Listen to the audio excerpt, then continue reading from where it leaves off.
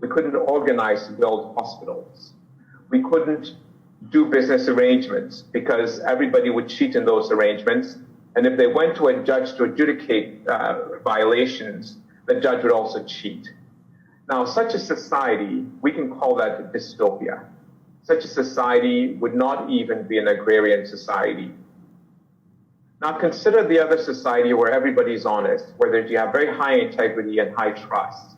In such a society, you don't even need to have contracts in order to get together to do things.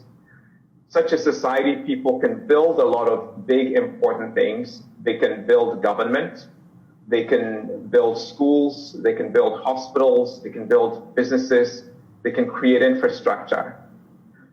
Now, when you think about these two societies, it's very clear that these two hypothetical societies, it's very clear that although we cannot have a total dystopia or a total utopia, that we should be leaning towards utopia. And the world has many examples and evidence of this. I want to share one because it's a very powerful one. It's sharing the experience of two islands, Haiti and Singapore. Haiti became independent in 1804. It's been independent for a very long time. Singapore became independent in 1959, 155 years after Haiti's independence. Haiti has not been able to build a high integrity, high trust society in all its years of independence. Corruption is rife, there's lots of government dysfunction, and today the per capita income in Haiti is $1,900 a year.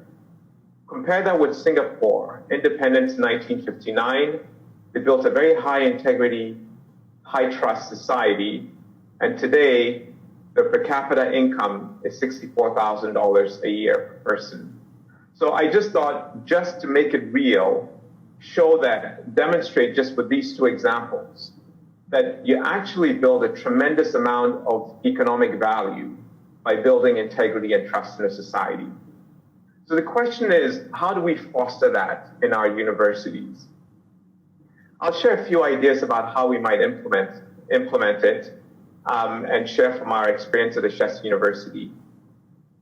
Really, just 4 things.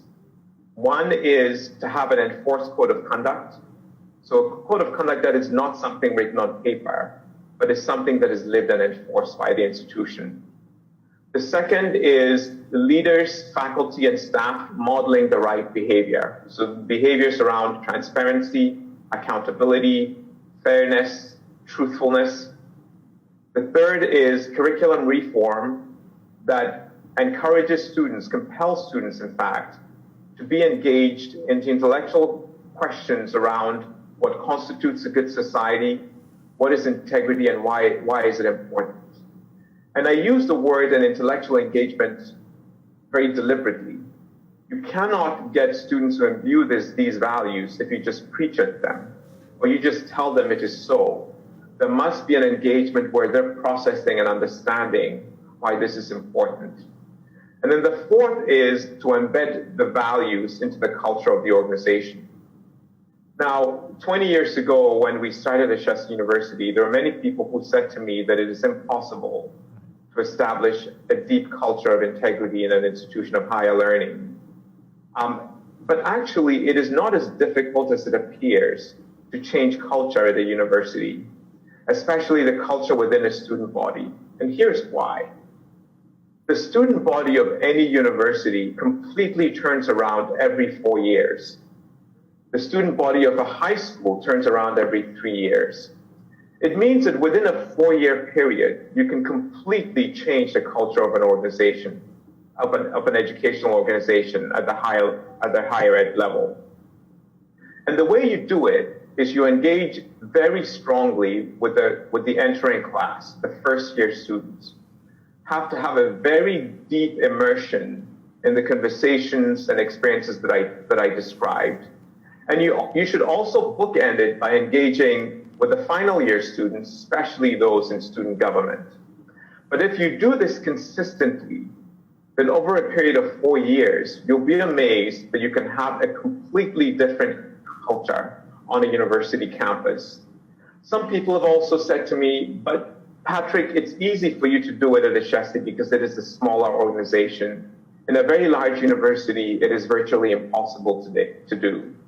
And I would suggest to them that large universities have colleges, they have schools, they have departments.